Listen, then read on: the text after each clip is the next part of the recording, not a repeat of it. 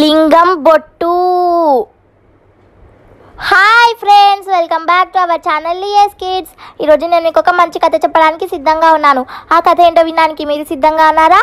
అయితే కథ మొదలు పెడుతున్నా, వినండి. అనగనగా ఒక ఊర్లో ఒక చాకలి ఆయన ఉండేవాడు. అతని పేరు లింగం బొట్టు. ఆ లింగం బొట్టు ఊర్లో ప్రజల బట్టల్ని ఉతుకుతూ జీవిస్తూ ఉండేవాడు. ఈ లింగం బొట్టు పేరు కాస్త వింతగా ఉంది కదా. ఈ పేరు తనకు ఎలా వచ్చిందంటే, తన తల్లిదండ్రులకి పెళ్ళైనాక చాలా రోజుల వరకు పిల్లలు కలగలేదు. ఎందరో మంది దేవుళ్ళకి మొక్కుతారు, అయినా కూడా ఫలితం లేదు. ఇలా ఒకరోజు వాళ్ళ ఊర్లో ఒక శివలింగం ఉంటుంది. ఆ శివలింగంని ఎక్కడ ప్రతిష్ఠించాలి అని ఊర్లో వాళ్ళందరూ మాట్లాడుకుంటున్నప్పుడు ఆ శివలింగంకి సడన్గా బొట్టు వస్తుంది. అది చూసి ఆ ఊర్లో ఉన్న భక్తులందరూ ఆ శివలింగంకి భక్తితో మంచిగా పూజలు చేస్తూ మంచిగా మొక్కుతూ ఉంటారు. ఇంకా లింగం బొట్టు తండ్రి ఏమో ఇలా మొక్కుతాడు, అయ్యా దేవుడా, నాకు ఒకవేళ కొడుకు పుడితే నేను లింగం బొట్టు అని పేరు పెట్టుకుంటాను అని అతను కోరుకుంటాడు. అలా కోరుకున్న కొద్ది రోజుల తర్వాత లింగం బొట్టు పుడతాడు. ఇంకా అతనికి లింగం బొట్టు అనే పేరు పెడతాడు తన తండ్రి చనిపోతాడు కొన్ని సంవత్సరాల తర్వాత. ఇంకా తల్లికి తోడుగా ఏదో మనం కూడా ఒక పని చేయాలని లింగం బొట్టు ఊర్లో ఉన్న ప్రజల బట్టలు ఉతుకుతూ తన తల్లికి సహాయం చేస్తూ మంచిగా తన తల్లిని పోషిస్తూ తను కూడా మంచిగా ఉంటాడు ఇలా బట్టలు ఉతుకుతూ. ఇంకా ఇలా ఒకరోజు లింగం బొట్టు బట్టలు ఉతకడానికి సెలయేరు దగ్గరికి వెళ్తుంటాడు. అలా సెలయేరు దగ్గరికి వెళ్తున్నప్పుడు కొంతమంది అడవిలోంచి బయటికి రావడం చూస్తాడు. వాళ్ళ చేతిలో కొన్ని పండ్లు ఉంటాయి. ఆ పండ్లని చూసి లింగం బొట్టుకి ఆకలేస్తుంది. వాళ్ళని అడిగితే ఇవ్వరు. మనమే తర్వాత కోసుకుందాంలే అని లింగం బొట్టు అనుకుంటాడు.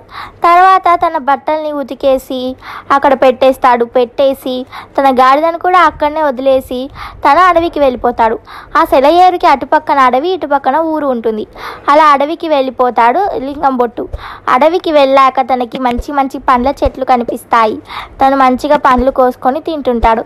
ఆహా, ఈ పండ్లు చాలా బాగున్నాయి అని అనుకుంటాడు. తర్వాత ఒక మంచి పెద్ద చెట్టు చూసుకొని ఈ చెట్టు కింద కాసేపు పండుకుంటాను, తర్వాత ఇంటికి వెళ్తాను అనుకుంటాడు లింగం బొట్టు. ఇంకా అలాగే పండుకుండిపోతాడు. చాలా సమయం అవుతుంది. ఎప్పటికీ ఇంకా చాలా సమయం గడిచిపోయినా కూడా లింగం బొట్టుకు రాలేదని ఆ గాడిద ఊరికి బయలుదేరుతుంది. అలా ఊరికి వెళ్తుంది. ఆ గాడిద ఊరికి వెళ్ళాక లింగం బొట్టు తల్లి దగ్గరికి చేరుకుంటుంది. తన తల్లి, ఏంటి ఇదొక్కతే వచ్చింది, బట్టలు లేవు, లింగం బొట్టు లేరు, ఎక్కడికి వెళ్ళిపోయాడబ్బా అని అటు ఇటు చూస్తుంది. అయినా కూడా లింగం బొట్టు కనిపించలేదు. చాలాసేపు అక్కనే ఎదురు చూస్తుంది తన తల్లి గాడిద. అయినా కూడా లింగం బొట్టు రాలేదు. తన పండ్లు తిని అలాగే మంచిగా నిద్రపోతూ ఉంటాడు అడవిలో. ఇంకా తన తల్లి బాధపడడం మొదలు పెడుతుంది. అయ్యో, నా కొడుకు అడవిలో తప్పిపోయాడు అని. ఇంకా ఊళ్ళో వాళ్ళందరూ, అయ్యో లింగం బొట్టు తప్పిపోయాడా, మరి మా బట్టలు అని చాలా మందికి వాళ్ళ బట్టల గురించి కూడా చింత ప్రారంభమైంది. ఇంకా ఇలా ఒక రోజు గడిచిపోతుంది. మరుసటి రోజు అయినా కూడా లింగం బొట్టు రాలేదు. ఇంకా ఊర్లో వాళ్ళందరూ మా బట్టలు ఏమైపోయాయో అని చాలా మంది బాధపడుతుంటారు. లింగం బొట్టు తల్లి ఏమో నా కొడుకు ఏమైపోయాడో అని బాధపడుతూ ఉంటుంది. ఇంకా లింగం బొట్టు మాత్రం అలా అడవిలో నిద్రపోతూనే ఉంటాడు. ఇంకా తర్వాత లింగం బొట్టుకి గాలి చప్పుడు వినిపిస్తుంది. గాలి చప్పుడు వినిపించాక తనకి అరే ఏదో శబ్దం వస్తుంది అని లేస్తాడు. లేచాక తనకి ఏవో ఆకుల శబ్దం కూడా వినిపిస్తుంది. ఏవో పక్షులు చేసినవిలే అని అనుకుంటాడు. అయినా కూడా తన మనసు ఊరుకోలేదు. భయం మొదలైంది. పైకి చూస్తే ఏవో తెల్లటి ఆకారం కల్పిస్తుంది. ఉలిక్కిపడి లేస్తాడు లింగం బొట్టు. తర్వాత ఆ రెండు ఆకారాలు కిందనున్న లింగం బొట్టుని చూసి కిందికొచ్చి లింగం బొట్టుతో మాట్లాడతాయి. ఆ రెండు దయ్యాలు వస్తాయి. ఆ దయ్యాలు, ఒక దయ్యమేమో తెలుగు వస్తుంది దానికి, ఇంకొక దయ్యమేమో సంస్కృతం మాట్లాడుతుంది. ఇంకా ఈ తెలుగు దయ్యం లింగం బొట్టుని చూసి లింగం బొట్టుతో మాట్లాడుతుంది. ఎవరు నువ్వు, ఇక్కడొచ్చి పడుకున్నావు అని అంటుంది. అప్పుడు లింగం బొట్టు, నన్నేం చేయకండి, నన్ను దయచేసి వదిలేయండి, నేను మీకేం అపాయం చేయను, నన్ను దయచేసి వదిలేయండి అని ఆ దయ్యాలని వేడుకుంటారు లింగం బొట్టు. అప్పుడు ఆ దయ్యాలు, ఆ తెలుగు దయ్యం, మా కథల్ని వింటావా, నేను మిమ్మల్ని వదిలేస్తాను అని చెప్తారు ఆ రెండు దయ్యాలు.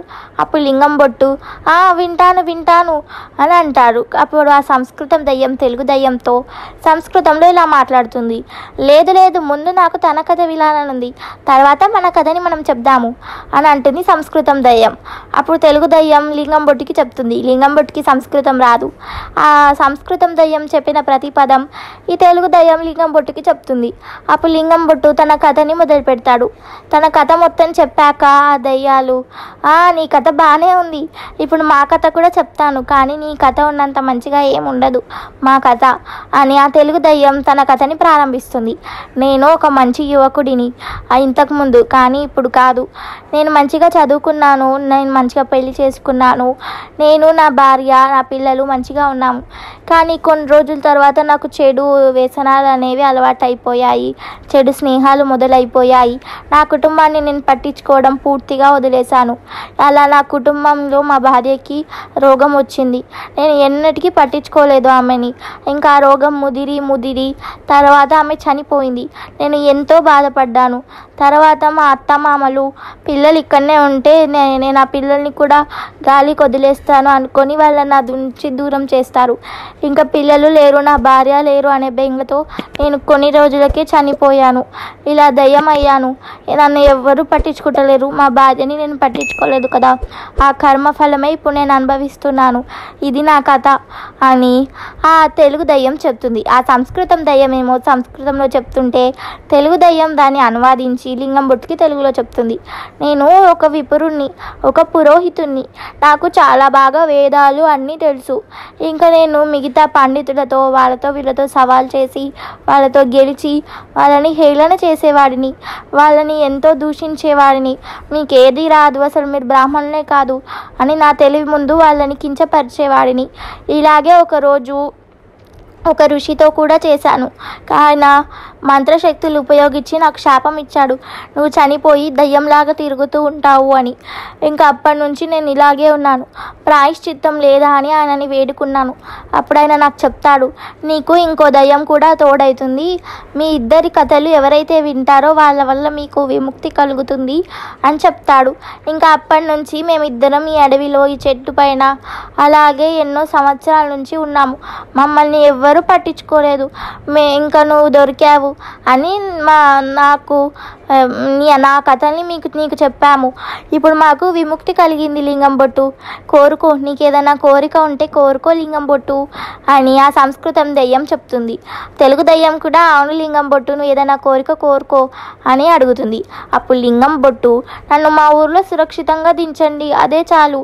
ఇంకా సెలయేరు దగ్గర బట్టలు కూడా ఉన్నాయి ప్రజలవి, వాళ్ళ బట్టలు కూడా నాతో పాటే వచ్చేలా చూడండి, మళ్ళీ వాళ్ళు కంగారు పడతారు. వాళ్ళ బట్టలు నాకు డబ్బిచ్చారు ఉతుకమని, అలా వాళ్ళ బట్టల్ని వదిలేసి వస్తే మంచిగా ఉండదు కదా అని లింగం బొట్టు చెప్తాడు.